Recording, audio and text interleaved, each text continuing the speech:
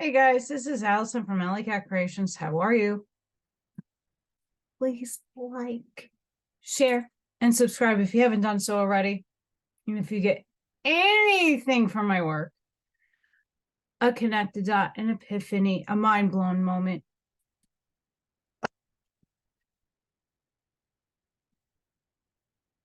a new book to read, a new author to explore, please consider supporting my work. And all the links will be at the bottom of this video. And I thank you for those of you who support.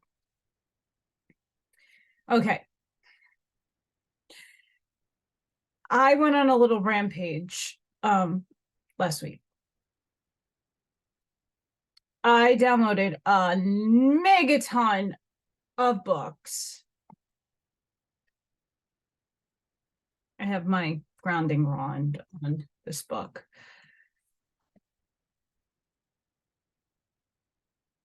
I was going to read this. I still am. But it's very lengthy.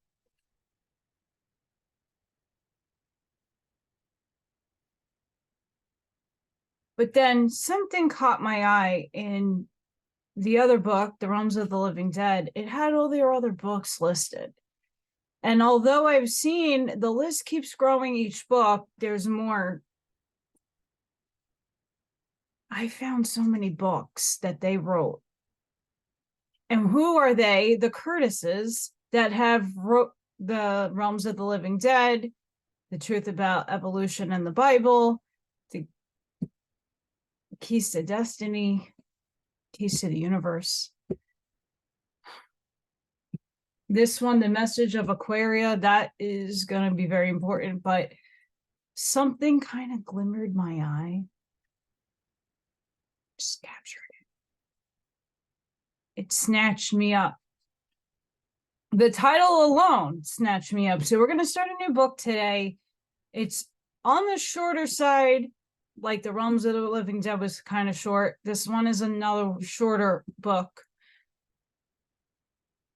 from Harriette Augusta Curtis and F. Homer Curtis. He's a doctor. The founders of the Order of Christian Mystics. Why are we here? That's the title of the book. Epic. Why are we here? And other essays on cosmic soul science. I have fallen in love with these two. And although there's some things I don't resonate with their work, I think on a generalized basis, this is very interesting work. A lot of their stuff, again, if you haven't watched other videos, Manly P. Hall, Madame Blavatsky, and these guys feed off each other. They're quoting from Officius Levi. They're quoting from the Bible. They're quoting each other in essence, or they're kind of backboarding their work, especially Manly P. Hall and these guys. I don't know if they knew each other, read their work, but a lot of their topics kind of bounce off each other. It's kind of crazy. So I figured I can't not read this because it has to be read. And I'm able to. One of the pleasures of having authors and people who put their work out.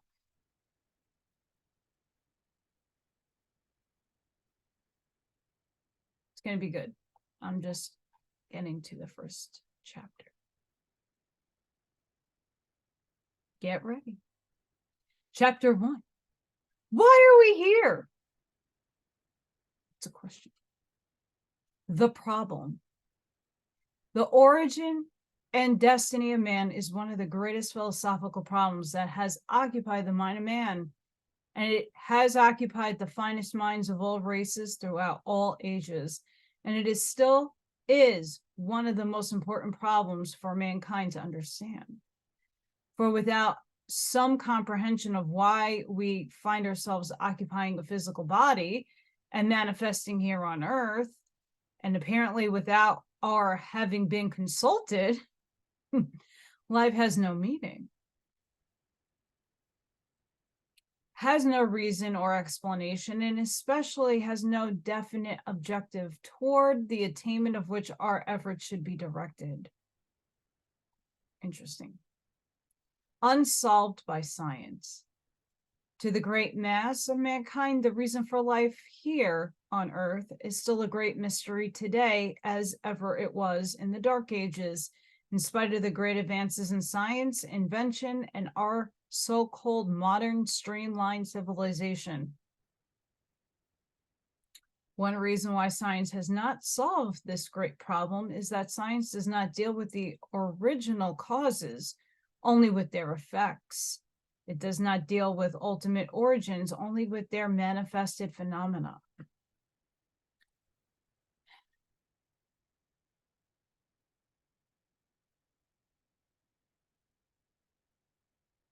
I want to see something before I move forward, and I do apologize.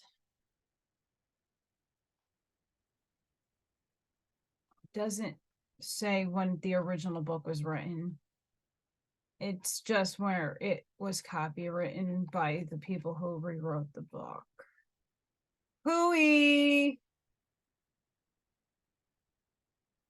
Pooey. Oh, wait, it does. 1941. This was published.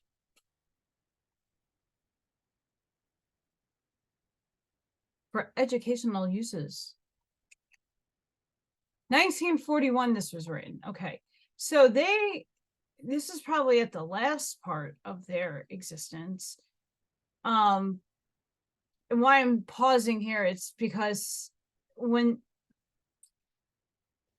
a book kind of from back when talks about modern and streamlined civilization, if it's written from back in a certain point in time, what modernization that you have to reflect on what they were writing at the time when their lives were happening, not when our lives are happening, because that makes a huge shit of difference.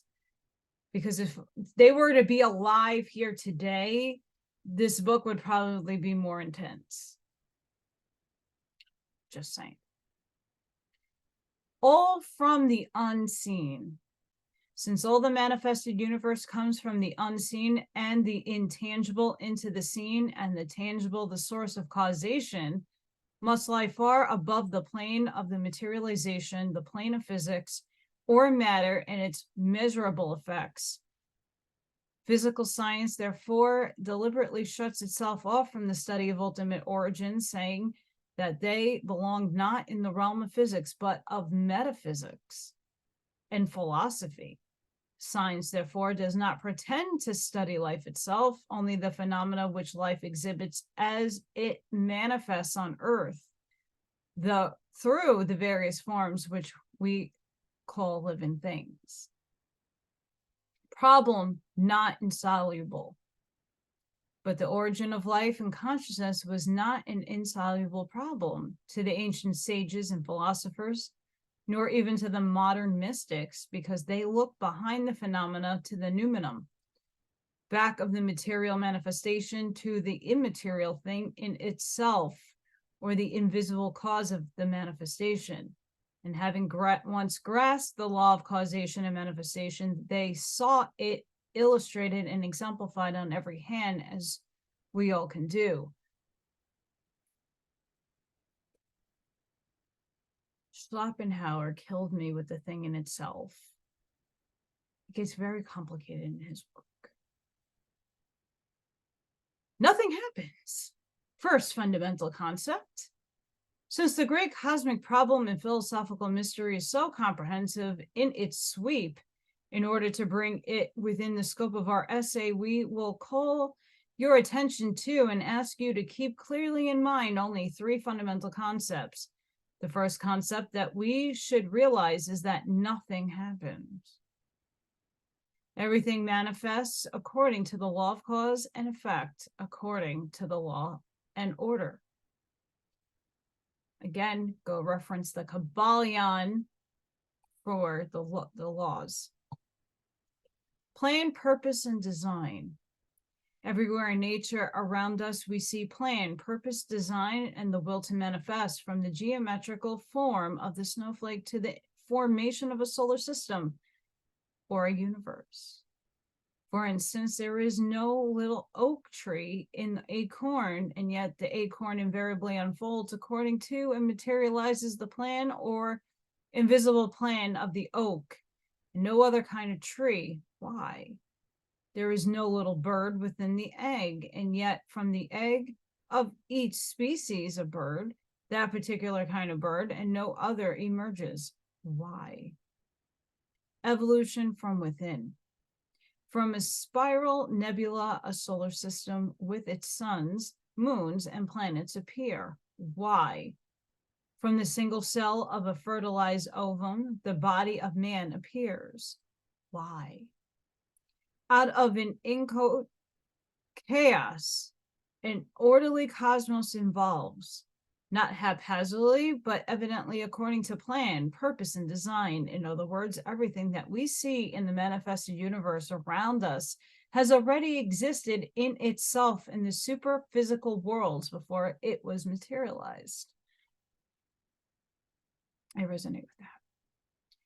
Physical appearance, temporary. Therefore, everything appears from out, the unseen, according to the plan, for its aspect of divine manifestation, which already existed in the invisible worlds of causation.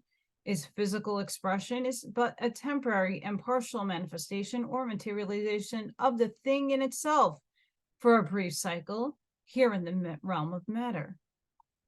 The grand plan. And it takes place according to a conscious plan, purpose, and design, and will to manifest.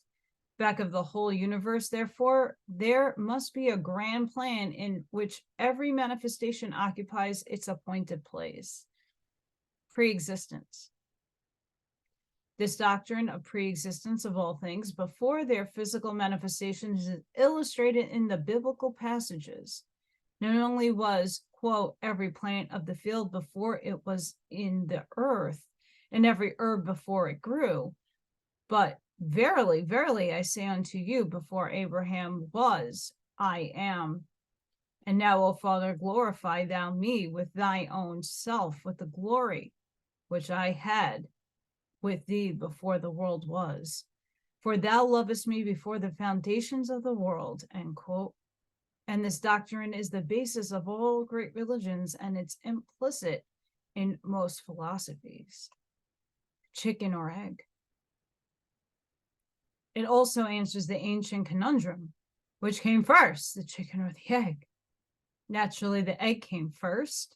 In answer to the question as to where the first egg came from, we need not only point out that all living things manifested on earth through the agency of an egg of some kind, a germ cell or seed. Primary pattern. The original egg or seed of each species of life is a precipitated and materialized out of the invisible as an expression in embryo of the concept of ideal thought form or archetype of each species or plant, animal, or other forms of life, which is projected from the divine mind for expression in the worlds of form. The egg or seed, thus materialized, acts as a focal point on the earth through which the constructive and cohesive currents of one life, of God, materializes, the invisible pattern of which is to be manifested on earth. Man not insignificant. Since man is an integral part of the universe and of nature, we must assume that he too has his particular place in the grand plan of the universe through which God expresses himself in all worlds. In fact, each of us has and occupies a definite place and fulfills a definite function in the grand plan, far from men's being, but an infinitesimal speck of life on one of the smallest planets of a minor solar system. He is vitally important factor in the whole great scheme of the manifested universe, For without each individual soul functioning in his own place, the grand plan would be imperfect to the extent God himself would find imperfect expressions in all the worlds of manifestation. The real man. The real man, therefore, exists independent of and prior to his physical embodiment, as a result of causes and purposes far beyond and superior to his appearance on earth. Hence, if we are intellectually to cooperate with the great law of manifestation and worthy occupy our place and accomplishment, our part in the grand plan, we must know something of our origin and destiny of the object of physical existence. Man, not a mortal. Realization of the first great concept of the pre-existence of all things naturally implies the second fundamental principle, namely, that man is not a mortal, that is subject to death. This may be a startling statement to some at first thought, but a little reflection will show that we are not even entirely human. Bingo. We all recognize that a part of us is animal, and yet not a part of us, but only the physical instrument through which man, the real self, expresses himself on earth. While part of our expression, the physical instrument, is animal, a part is also human. That is the personal aspect of our individualized minds. But just as body is not the real man, neither is the mind the pre-existing real man. Mind as an instrument. Mind is only the mental instrument through which the conscious of real man finds expression through the formation of concrete ideas and their resulting thought forms in the mental world, which thought forms in turn find expression through the mechanism of the brain. Man is therefore not a mortal because he is neither merely a human animal nor its personal mind, nor does he cease to exist when he withdraws from the physical instrument at so-called death. The spiritual being. The real man is essentially a divine spiritual being, an emanation of the universal causeless cause, an individualized ray of that universal cosmic spirit, which man call God. Man is not a mortal possessing a soul, but an immortal soul striving for expression through an mortal organism. Immortality. All manifested things on the earth plane have a beginning and an end, but not the real self. For we are immortal beings here and now, utilizing both our bodies and our minds as instruments through which our consciousness can find expression on earth. Immortality is not something to be obtained, but something inherent in an embodied phase of which we are all striving to express. The real self, therefore, is a spiritual being who exists quite independent of and far superior to its limited manifestation through the human animal personality.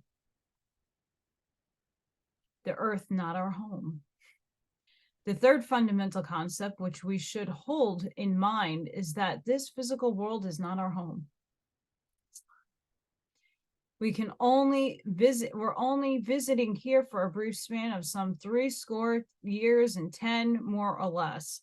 This is one of the fundamental concepts back of all religions, since they all teach that we ultimately return to the higher invisible worlds, or the spiritual home whence we came.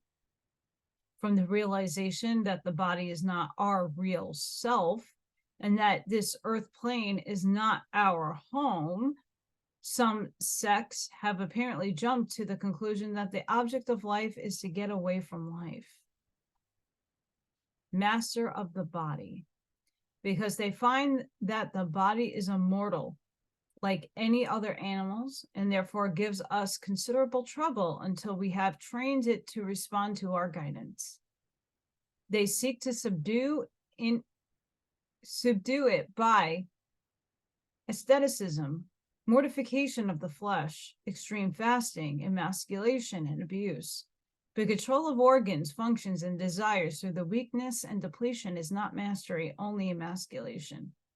To be a perfect instrument, the body should have all its organs and functions in their most nearly perfect normal development, but mastered and controlled.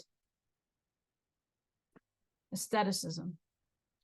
Each sex also strive to get away from responsibilities and repeat from life in the world by retiring into the forest, the jungle, the mountains, the monastery, or the convent. But the above mentioned realization that the body is not our real self and the world is not our real home should teach us not to despise the body, nor long to get away from life. For realization is only the first step toward manifestation, while expression is the essence of the law of manifestation. The aim of life. A practical students of the cosmic school of philosophy, we look upon these problems from just the opposite viewpoint. From our standpoint, the highest aim in life is not to get away from life, else why come down to earth and incarnate at all? We should not seek to get away from life, but to live life fully and harmoniously and joyously right in the environment where we find ourselves. Incarnated. In fact, where we have chosen to incarnate. That means here right now. Enjoy it. Love it. Sit back and enjoy. It's kind of hard. In some instances, I mean, I wonder if they know what's going on with the war happening above us. Living life. By living life to its fullest, we do not mean that we should indulge in every appetite and desire of the flesh, for that we would be living merely like animals. Neither should we live merely to indulge the whims, vanities, selfishness, and petty ambitions of the personality. We should neither kill out nor give free rein to the functions of the animal, nor to the desires of the personality, but should master them all and utilize them all to the glory of God, each in its proper place and for its highest purpose. We will then live life not as animals, not even as mere human beings, but as spiritual beings temporarily seeking expression through the human animal personality. Why the soul's incarnates? Some may wonder if the soul is an individualized spiritual being, an immortal ray of the divine, all perfect, all wise, and all powerful in its own spiritual realm or home. Why should it come down from its super-dimensional realms into the great limitations necessarily imposed upon it by these three-dimensional world of dense, inert, physical matter? Left us off with a question. Before I move on to chapter 2, these are very good questions and very good semi-answers, because of course you have to take what resonates with you. But ask yourself, what are you at your soul's essence? Where did you come from? What individualized part of God are you? What were you before you were human? Only you can answer that, because only you can go into meditation if you do that and find out.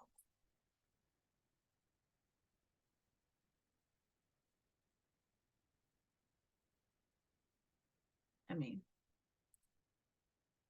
you got to do the work in order to go out of here. Chapter 2, the object of physical existence. The law of materialization. It is an axiom of our cosmic philosophy that everything comes from the unseen, from the abstract to the concrete. Quote, these abstractions become more concrete as they approach our plane of existence until finally they phenomenalize in the form of the material universe by a process of conversion analogous to that by which stream can be condensed into water and water frozen into ice, end quote. Man appears upon earth according to the same universal law of manifestation or materialization. But just why he should do so is the great problem we are all trying to solve. Somebody's thinking of me. Cycle of necessity. The answer is that once the ray of the spiritual self is individualized and sent forth from the heart of the Father into the world of form on its great outgoing cycle of necessity, it must manifest its divinity in all those worlds, including the physical. In other words, the soul comes down into the limitations of a physical embodiment that it may learn to express as much of its divine life, its divine love, and its divine consciousness and power here on earth as it does in heaven. Incarnation necessary. In each incarnation, it manifests on as much of itself as it has learned to express through the experiences of its many previous incarnations, until it finally fully accomplishes its great mission of manifesting its individualized aspect of God here on earth. 3 objects. Besides gradually, A, expressing our inherent divinity here on earth through B, learning the lessons which only embodiment in the limitations of physical matter could teach us, there's a 3rd object for our embodiment here in earth. That is C, the spiritualization of matter through the spiritual radioactivity of the spiritual forces we allow to flow through the matter composing our bodies and radiate outward to all we contact, aka our auric and toroidal field. Spiritualizing matter. Since man is a spiritual being, the radiations of both his consciousness and his spiritual body have a far higher rate of vibration than the matter composing his physical body. Hence, all the matter composing his bodies receives the radionic impression of the spiritual rate he is expressing, and so is raised to a higher rate and tends to be spiritualized to that degree. Thus does man uplift or degrade everything he contacts according to whether his vibrations are spiritual and constructive, or whether he has his lowered them to destructive rates. Truth. I came down from heaven. Jesus explained this great mystery in a few words. Then he said, speaking of the Christ consciousness within each heart, quote, I came down from heaven not to do my own will, but the will of him that sent me, end quote. Now, if this is a statement of fact and not theory or speculation, if it is an essential factor in the great law of manifestation, then we should find some other expression of this same factor already worked out in nature around us. For the law is one, although it finds various expressions on each plane. And if we cannot find such an expression, then there is some mistake in the conception of our premise. Therefore, let us see if we can find an example of this law worked out in nature around us. Whence the oak? Reverting to the acorn as an illustration, is the acorn materialized out of the invisible and then unfolded into the towering oak, just to do its own will or please itself. We can easily imagine that the acorn might be quite content and well satisfied to remain an acorn. It finds itself surrounded by a nicely shade, a nice, shiny, polished brown shell, which is so strong as to protect it from the harsh conditions of the rock and soil and other dangers of the outer world around it. It is varnished outside to protect it from moisture, and it is lined with the soft brown down, which keeps it warm and makes it comfortable all during the winter. Then why should it desire to change its present satisfactory form or existence? Its own will would therefore naturally be to remain as it is and continue to present comfortable condition of life. Superior laws. But the acorn is subject to forces outside of and superior to itself and incomprehensible to its limited aspect of consciousness. When certain greater cycles of life roll around, when the great outpouring of cosmic life on Earth takes place in the spring, the acorn finds itself subjected to new and unexpected and overwhelming forces quite different from anything it had ever experienced during all its existence. Great and revolutionary changes are taking place, both within and without itself. The shiny varnished shell, which formerly protected it from moisture, now begins to soften and become pervious to water. And as the water is absorbed, the kernel begins to swell, and perhaps it causes the acorn great suffering from the internal pressure thus produced. And the acorn may say to itself, quote, "The pressure of affairs is getting too great for me. I can't stand it. I must find some relief, or shall I burst?" End quote. The acorn's tragedy. The incomprehensible forces which cause it to expand and produce this pressure ultimately reach a crisis, and at last its beautiful protective shell does burst. It's split asunder and ruined and finally disappears, completely absorbed by the new manifestation of the acorn's life. This must seem like a great and appalling catastrophe to the acorn, and therefore not at all in accordance with its own will and desire. Yet, how could it realize that it did not come down to earth to do its own will, but the will of a far greater power than its own personality, the will of him that sent it into manifestation? The sprout appears.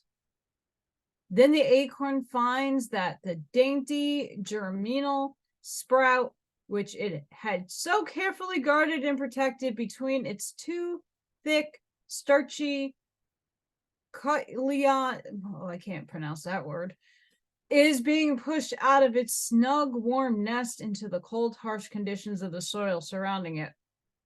The delicate sprout is being cruelly forced up through the soil by an overwhelming power, whether it wants to or not, but following not its own will, but the will of him that sent it. The acorn continues to push its sprout upward and its rootlets downward, and thus, according to the slow law of growth, a little at a time, or cell by cell, it gradually absorbs from the soil around it just those particular chemical elements and forces which are needed and which must be built into the meshes of its invisible pattern to materialize the pattern as the physical tree. The new world.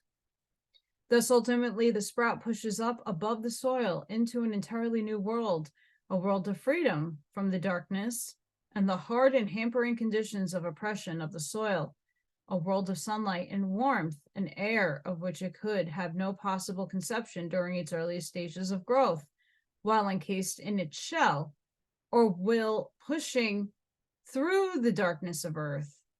Then it realizes that it was unfolding power of the life force from within that was pushing it outward, and that the attractive force of the sun that was pulling it upward all the time, even though it could not possibly conceive of the end to be obtained, nor the reasons why, nor the methods and mechanisms used.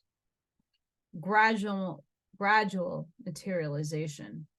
The above illustration shows that according to the law of manifestation, the gradual materialization of the pre-existing inner pattern here in earth conditions, each form doing not its own will, but the will of him that he sent it, is a basic law of manifested universe. And man, being part of nature, must follow the same law. Our outer shell. We incarnate here on earth with our real or spiritual self embedded in the soil of the human personality, almost as latent and unmanifested as the pattern of the oak is embedded within the acorn. And often for years, there seems to be little or no interest in spiritual things and no spiritual unfoldment. During this spirituality dormant stage, we are quite content to live within the shell or environment which We find ourselves surrounded the shell of our outer life, business, social, intellectual, material, largely limited and influenced by the environment and by the ideas of those whom we associate. And with no more conception of the worlds of spiritual light and air and freedom which surround us than the acorn has of the world of the sunlight and air. Spiritual springtime. But when a certain cycle in unfoldment dawns, our spiritual springtime, we find ourselves subjugated to incomprehensible forces, and a change begins to come over us, whether we understand it or not, or even realize that it is taking place. We begin to respond to the warmth of the sun of righteousness and to absorb the waters of divine love. Then our hearts begin to soften, our consciousness begins to expand, and great pressure is brought to bear the conditions of our environment, our expanding consciousness. Things with which we were content before now seem inadequate, even hampering. We can no longer get the same pleasure out of the old pursuits and amusements. Old orthodox ideas and conceptions no longer satisfy our expanding consciousness. Old habits of body, of mind, of speech, even the old circle of friends are outgrown. We may even leave the home circle and go to some distant place where conditions are so different that it almost like a new incarnation. Mental unrest.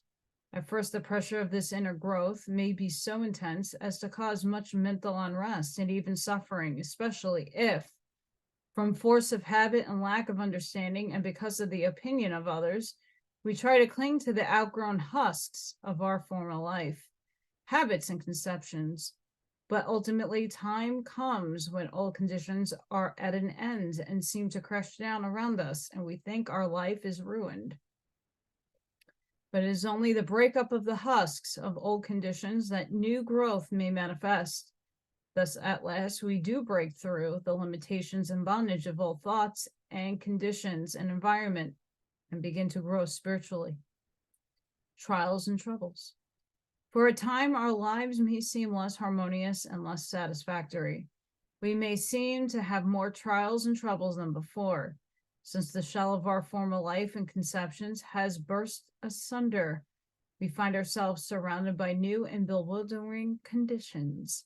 At this stage, the tender sprout of our unfolding spiritual consciousness may find it difficult to push up through the material conditions with which we seem to be hemmed in. Increased sensitiveness. Our increased sensitiveness makes us suffer greatly from conditions, remarks, opinions, and other vibrations which formerly affected us but little, and we cannot see how we can carry on while so surrounded and shut in and hampered by such physical and mental conditions. This is the sprout stage during which we appear to be growing blindly, apparently blundering along through life, unable to see our way or why and wherefore our events, and terrible, irritated by little things. Growing pains. Here is where a little knowledge of the law and the process of spiritual growth will prove enormously helpful. For if we understand the law, we will realize that we are only suffering from the growing pains of a new life and expanding consciousness. The tiny sprout can grow only as it absorbs out of the seemingly harsh environment of the soil which surrounds it just those particular chemical elements which it needs. First, these elements are transmuted from the seemingly inert soil into nourishing colloids by the living fire of the life force forced upon them. Then they are built into living tissue, which enables the sprout to grow. Just so much we learn to absorb the essences out of the experiences afforded by the soil of our environment and contacts, and build their lessons into the fiber of our character for a spiritual growth. Recognizing conditions. We accomplish this not by denying our outer conditions and experiences and refusing to have anything to do with them, or by refusing to recognize the changes they bring, but by recognizing them for what they are and discriminating as to their meaning, significance, and usefulness. Live life We thus learn to live life and to face each condition and experience courageously. And with the positive force of the indwelling Christ light flowing through us from within, that spiritual fire will fuse and transmute all the crude ore of outer conditions into gold of spiritual growth. Then someday our consciousness will emerge from the darkness of ignorance, lack of realization, up above the hampering physical conditions and conditioned reflexes, into a new world of spiritual light, realization, and freedom. And this event will produce quite as great a change in our comprehension of what life on earth is all about and why we come here, as a sprout experiences when it pushes up through the soil into the sunlight. Growth in the dark. Then we will realize that all growth must start in the dark, and through pushing ever on and on through the darkness, thus gain the strength to stand the light without wilting. When at last it emerges into the light, then we will realize that we absorb the waters of divine love from the Divine Mother that have been poured out upon us and which surrounds us. We have the whole assimilative and cohesive power of the cosmos back of us to enable us to conquer and learn the lessons of assimilated, the forces of our experiences, and build them into growth that will enable us ultimately to reach up into the light of the Sun of Righteousness. Drawn upward. Then we will realize that it was the light and warmth from the Sun of Righteousness that was drawing us upward all the time. Then we begin consciously to cooperate with the law and put forth leaves and branches and make the growth that shall sustain the bud, which shall at last open into a flower of spiritualized realization with its golden heart in the direct contact with the radiance of the spiritual sun. Not our will. In other words, we then realize that we came down from heaven not to do our own will, certainly not merely to give free rein to the gratification of the passions, appetites, and desires of our human animal instrument, nor even to be ruled by the petty vanities and ambitions of the human personality. We came to earth to unfold and manifest the pattern and express the qualities right here in the material conditions of our inner divine self, which sent down its ray of spiritual life and consciousness for embodiment and an expression in the world of physical matter, the Father's will. Jesus added another sentence of explanation to the one quoted above when he said, quote, "And this is the Father's will which hath sent me, that of all which he hath given me I should lose nothing, but should raise it up again at the last day." End quote. At first glance, this seems an extreme statement, impossible of fulfillment. For as we examine ourselves and look at others in the world around us, we seem to realize and express so little of the divine powers which he hath given us as children of God, that the above statement seems ridiculous as to be almost discouraging. The unawakened. It may also seem to disapprove the statement of Jesus when we see around us millions of people whose lives give no indication that they are here to do the will of the Father or have any conception of it, and who leave this world seemingly without having made any or but little advance. It therefore seems impossible that all of that he hath given them, they should lose nothing. And so it would be impossible if we had only this one short visit to earth that we call this life. For an explanation, we must again fall back on the illustration of the law as demonstrated in the acorn. If we keep this in mind, we need not be discouraged, for all the possibilities of becoming a giant oak, it loses nothing, although its possibilities are only in embryo and latent until it starts to grow. The acorn stage.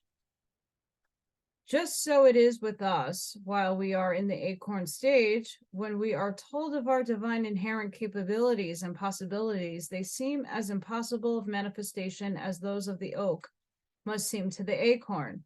When we consider the traits of the animal body, which must be recognized and trained to be subservient to the higher guidance of our reason and the well-known laws of life, when we consider all the selfishness, vanities, and personal aggrandizement of the personality, which we must be trained to be subservient to the higher guidance of the Christ within, to say nothing about manifesting our higher spiritual faculties and powers, the task does indeed seem hopeless, but if we follow the same law of growth and assimilation, which the acorn follows, we are bound to obtain corresponding results in the end. The law of cycles.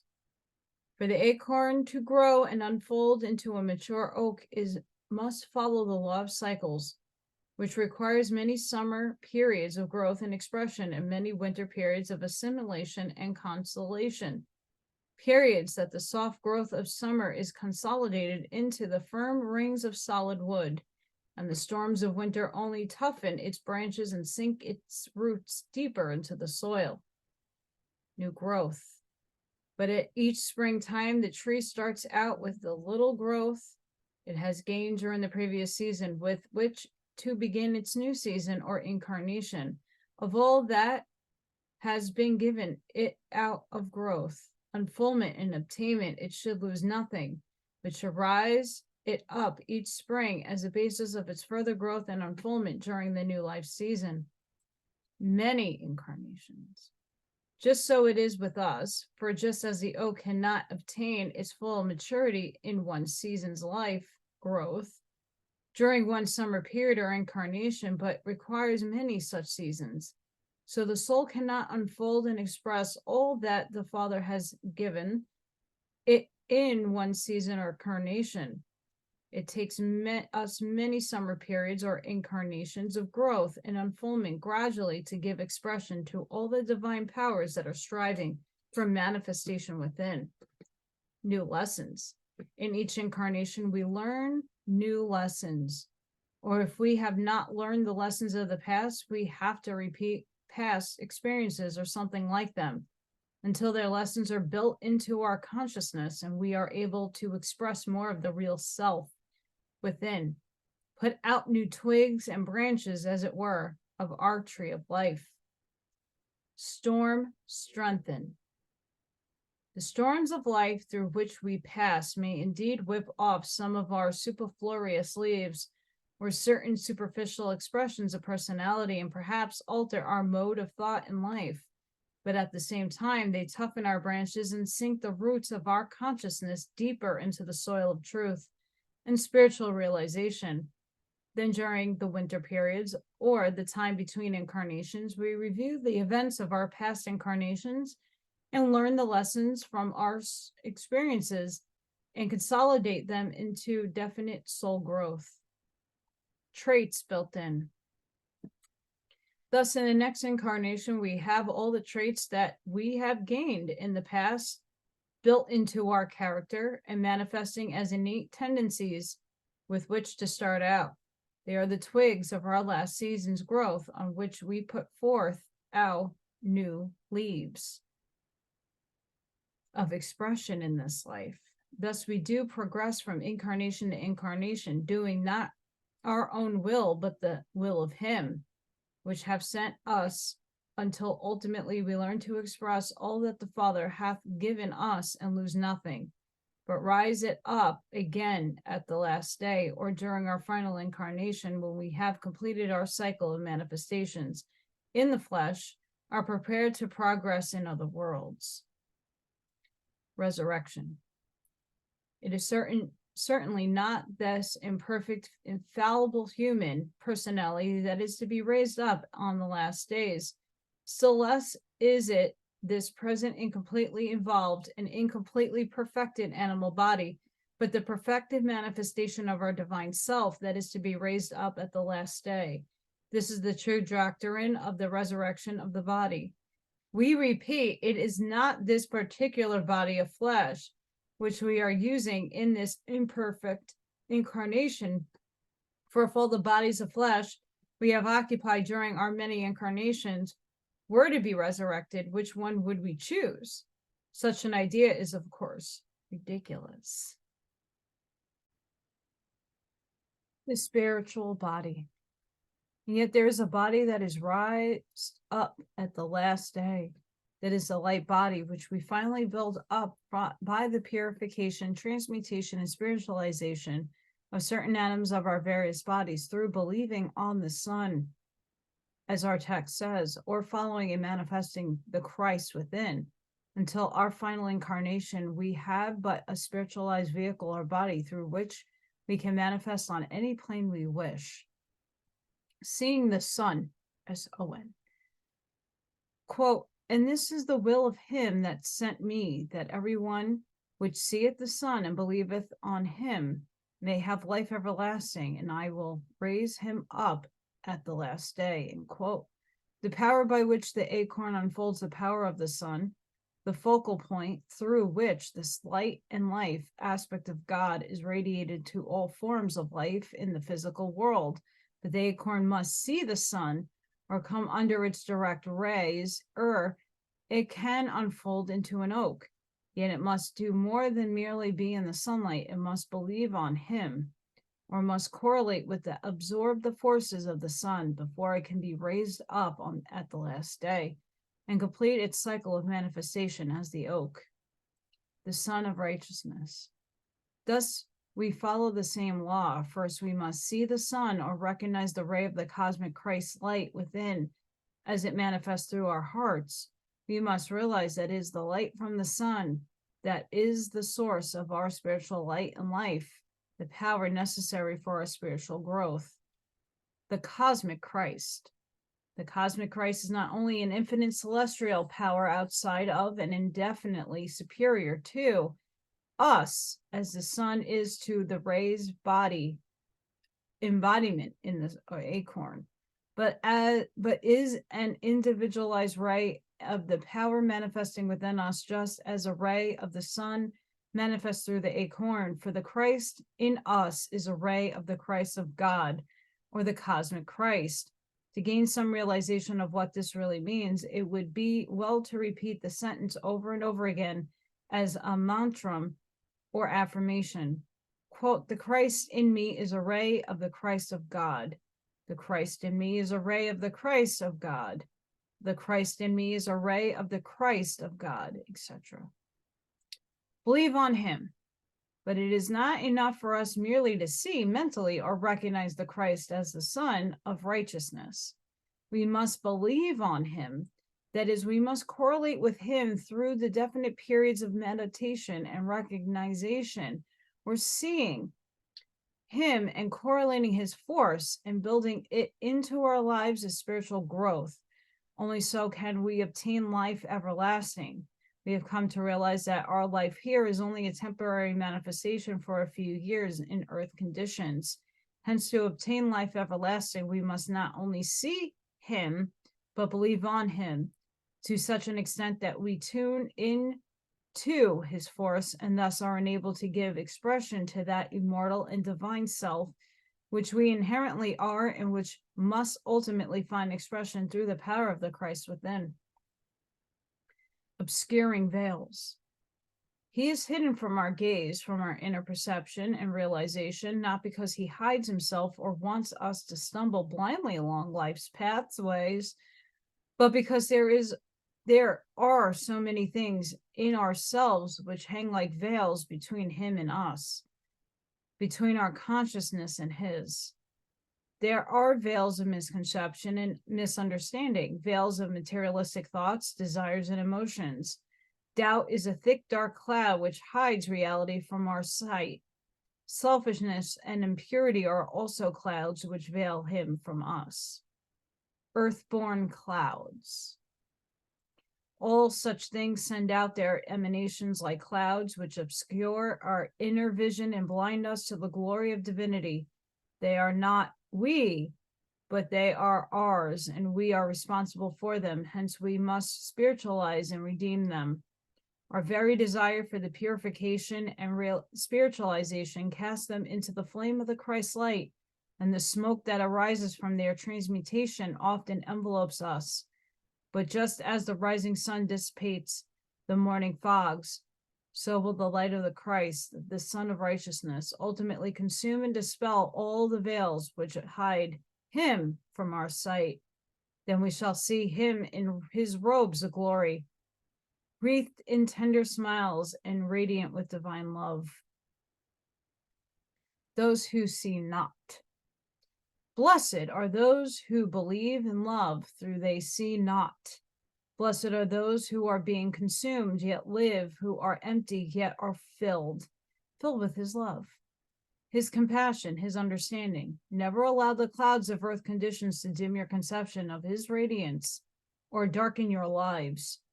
Doubt not, but believe. For belief opens the channel for the blessings. As we believe on him, so shall it be unto us. Object of existence. The object of physical existence, therefore, is so to correlate with the Christ force that we will quickly and easily and without so much suffering from ignorance and mistakes bring into visible manifestation the divine self within which we inherently are. Practice necessary. To accomplish this, we must resolutely turn all negative experiences into positive, construct forces, and consciously practice expressing love, tolerance, harmony, happiness, and cooperation. Thus, we will reap the fruits of working in harmony with the divine law, instead of suffering from the results of acting and thinking contrary to God's law. Begin now. Begin now to measure all your thoughts and actions by such standards as these. Are they A, absolutely true? Could they stand the test of public scrutiny? Are they B, absolutely clean? Are the expressions of true love and affection a pure desire for soul oneness on all planes? Or are they expressions of self-indulgence or even animal lust? Are they C, absolutely unselfish? Are they just and helpful to others as well as to yourself? Are they D, absolutely kind and loving? If they can pass such tests as the above, are they expressed in such a kind and loving way that they will make others happy instead of hurting their feelings? Instinctive reactions.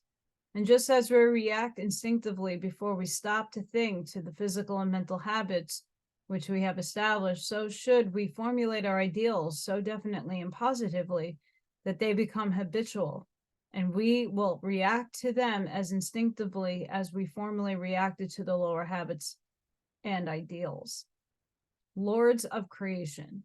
Thus we gradually become the lords of creation, all that we have created, and shall make our bodies temples of the living God.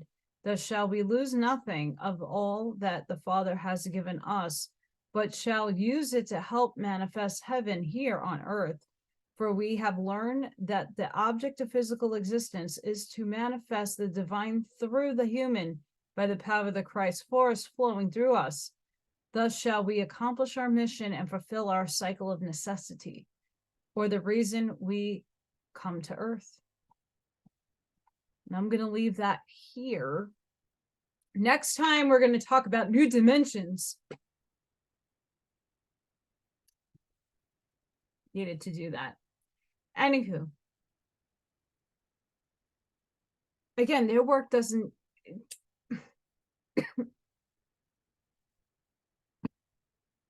their work always aligns with me in some way, shape, or form, but the last two books, holy shit, awesome. So please like, share, and subscribe if you found this interesting and eye-opening. If sorry, my allergies are killing me today. If you correlate with any of this, write it in the comments. What do you think? Why do you think we're here? And again, this was written in 1940s, probably a little earlier. You know, books take time to actually write and edit and whatever, but look at the times that they're writing this in and all their works that they're writing in, and then you can start seeing the thought processes happening then, and where's the disconnect between them, their and that past to now. there's a huge chop of that wood that breaks us. Disinformation, this way of putting things, it just goodbye. Just don't like it. This is fantastic. So I hope you guys got something out of this. I'm so excited to start this book. Again, there's so many books they wrote, and it's all awesome. So don't worry. I have to read it on the computer because this is crazy. We're going to start this book eventually.